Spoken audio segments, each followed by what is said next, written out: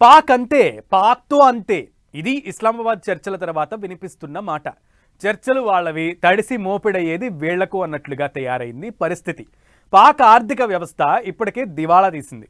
ఇలాంటి పరిస్థితుల్లో America Iran చర్చలకు ఆతిథ్యం ఇచ్చి డొల్లతనం బయట పెట్టేసుకుంది పాక్. హోటల్ బిల్లు కూడా కట్టలేక నవ్వుల పాలైంది. అసలు మొదటి దఫా చర్చల తర్వాత అక్కడ ఏం జరిగింది?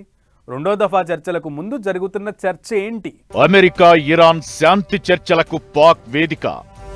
చర్చలు వాళ్లవి, తడిసి మోపెడైంది వీళ్లకి. శాంతి చర్చల వేళ బయటపడ్డ పాక్ డొల్లతనం. హోటల్ బిల్లులు కూడా కట్టలేక నవ్వుల పాలు. మొదటి దఫా చర్చల తరువాత ఏం జరిగింది? రెండో దఫా చర్చల ముందు జరుగుతున్న చర్చ ఏంటి? ఇప్పటికే పూర్తిగా దివాళా తీసిన పాక్ ఎకానమీ ఇలాంటి టైంలో మధ్యవర్తిత్వం ఎందుకు చేసినట్లు? చర్చలకు ఆతిథ్యం వెనక పాక్ వ్యూహం వేరే ఉందా? పశ్చిమాసియా యుద్ధం ఎప్పుడాగుతుందా అని ప్రపంచమంతా ఎదురు చూసిన వేళ రెండు దేశాలు సీజ్ ఫైర్ ప్రకటించాయి. శాంతి చర్చలకు సై అన్నాయి.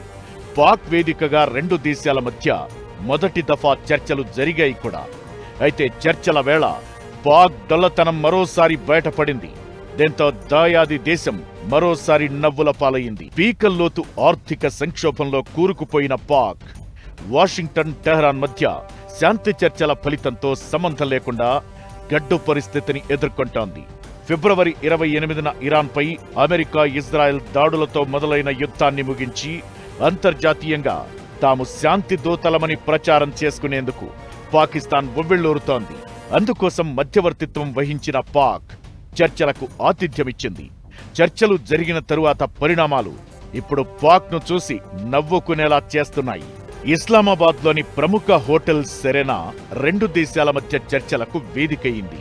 రెండు దేశాల నుంచి ప్రతినిధి బృందాలు భారీగానే వచ్చాయి. 3 రోజుల పాటు ఈ హోటల్లో బస చేశాయి. శాంతి చర్చల్లో ఎలాంటి ఫలితం రాలేదు. కానీ పాకిస్తాన్కు మాత్రం హోటల్ బిల్లు తడిసి మోపెడయిందని అంతర్జాతీయ వర్గాలు చెబుతున్నాయి. ఏప్రిల్ 10 నుంచి 12 వరకు 3 రోజుల బిల్లుల్ని పాకిస్తాన్లో షహబాజ్ షరీఫ్ ప్రభుత్వం చెల్లించలేదని తెలుస్తోంది. దీంతో దీనిని పరిష్కరించేందుకు హోటల్ యాజమాన్యం ఆగాఖాన్ డెవలప్మెంట్ నెట్వర్క్ రంగంలోకి దిగాల్సి వచ్చిందని సమాచారం. అమెరికా, ఇరాన్ ప్రతినిధులకు ఆతిథ్యమిచ్చినప్పుడయ్యే సాధారణ ఖర్చులను కూడా చెల్లించడంలో ఇస్లామాబాద్ విఫలమైంది. దీంతో పాకిస్తాన్ దౌత్య ఆశయాలకు, ఆ దేశంలో నెలకొన్న అంతర్గతంగా ఉన్న ఆర్థిక అస్థిరతకు మధ్య ఎంతో వ్యత్యాసముందనే చర్చ మొదలైంది. ప్రపంచవ్యాప్తంగా ఎంతో ఆసక్తిగా గమనిస్తున్న ఒక దౌత్యపరమైన కార్యక్రమం సందర్భంగా ఆతిథ్య దేశం తన ఆర్థిక కట్టుబాట్లను నెరవేర్చుకోవడంలో విఫలం కావడం అనేది పరిపాలన, ఆర్థిక బలహీనతపై ఉన్న అభిప్రాయాలను మరింత బలపరిచింది. ఈ చర్చలు నిర్వహించడం ద్వారా ప్రపంచం ముందు తాము ఈ ప్రాంతంలో మధ్యవర్తిత్వం వహించగల సత్తా ఉన్న దేశంగా చాటింపు వేసుకుంది. అమెరికా అధ్యక్షుడు ట్రంప్ కూడా పాకిస్తాన్ని పొగిడాడు.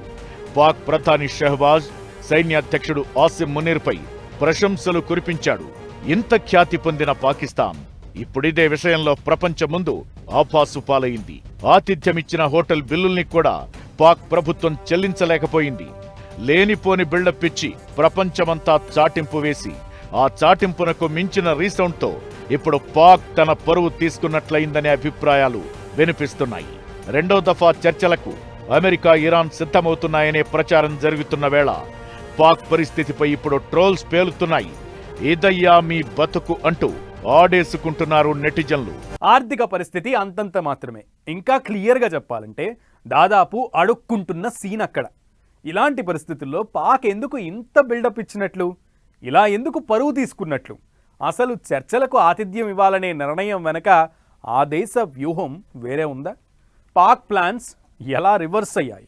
మధ్యవర్తిత్వం వహించి ప్రపంచ శాంతిని కాపాడతానంటూ బీరాలు పలికిన పాక్ ఇప్పుడు సొంత దేశంలో చీకటి రాజ్యానికి బ్రోకర్ అయిపోయింది. నిజానికి పాక్ ఆర్థిక వ్యవస్థ ఇప్పటికే వెంటిలేటర్పై ఉంది. అప్పు పుడితే తప్ప పూట గడవని స్థితిలో ఉండి కూడా లేనిపోని యుద్ధ తంత్రాలతో మధ్యవర్తిత్వానికి దిగడం ఆ దేశం కొంపముంచింది. పెట్రోల్, డీజిల్ ధరలు మండిపోతుండటంతో విద్యుత్ కేంద్రాలు మూతబడుతున్నాయి. దీంతో పరిశ్రమలు స్తంభించిపోయి సామాన్యుడు రాత్రిపూట కొవ్వొత్తి వెలుగులో కాలం గడపాల్సిన దుస్థితి. గ్లోబల్ బ్రోకర్ ఇమేజ్ కోసం ఆరాటపడి చివరకు లాంతర్ల కాలానికి చేరుకోవడం పాక్ దౌత్యానికి పరాకాష్ట. అయితే అడుక్కు తినే స్థితిలో ఉన్న మధ్యవర్తిత్వం వెనక పాక్ వ్యూహం వేరే ఉంది. ఆతిథ్యమిచ్చి అంతా సెట్ చేస్తే తామే చేశామని చెప్పి అమెరికాతో పాటు అరబ్ దేశాల నుంచి కొత్త అప్పులు అందుకోవచ్చని ప్లానేసిందనే చర్చ జరుగుతోంది. సౌదీ అరేబియా నుంచి $2 బిలియన్ అప్పు పుట్టింది కూడా. అయితే ఇప్పుడు అప్పు తీర్చాలని యుఏఈ నుంచి ప్రెషర్ పెరుగుతోంది. దీంతో పాక్ దిక్కుతోచని పరిస్థితుల్లోకి వెళ్లిపోయింది. పశ్చిమాసియాలో యుద్ధ జ్వాలలు రగులుతుంటే వాటితో చలిమంటలు కాచుకోవాలని చూసిన పాక్ ప్రయత్నాలు ఫలించకపోగా కోట్ల రూపాయల చేతి చమురు వదిలింది. ఉగ్రవాద దేశంగా ఇప్పటికే ముద్రపడిన పాక్ అమెరికా, ఇరాన్ మధ్య శాంతి చర్చలకు ఆతిథ్యమిచ్చి మధ్యవర్తిగా వ్యవహరించడం ద్వారా తనపై ఉన్న ఉగ్రముద్ర కనిపించకుండా శాంతి దూత ముసుగు తొడుక్కోవాలని చూసింది. ఆ చర్చలు ప్రాథమిక స్థాయిలోనే విఫలం కావడంతో పాక్ ఇరకాటంలో పడింది. చర్చలకు మధ్యవర్తిత్వం వహించడం ద్వారా ప్రపంచ వేదికపై పట్టు నిలుపుకోవాలని పాక్ ప్రధాని షహబాజ్ భావించారు. ఇప్పుడు పరిస్థితి రివర్స్ అయింది. రెండు దేశాల మధ్య నలిగిపోవాల్సిన దుస్థితి. చర్చలతో ప్రపంచ దేశాల్లో తన బ్రాండ్ సెటరేట్ చేసుకోవాలని మధ్యవర్తిత్వ వ్యూహాన్ని రచించిన పాక్ ప్రభుత్వానికి అందుకైన ఖర్చులు దిమ్మదిరిగేలా చేస్తున్నాయి. పాక్ ఆర్థిక డొల్లతనాన్ని బయటపెట్టాయి. ప్రపంచం ముందు అపాసుపాలయ్యింది. మొదటి దఫా చర్చలే అటర్ ఫ్లాప్. ఇప్పుడు రెండో విడత చర్చలకు ఎలా ఆతిథ్యమిస్తుందో, ఎలాంటి పరిణామాలు ఎదురవుతాయో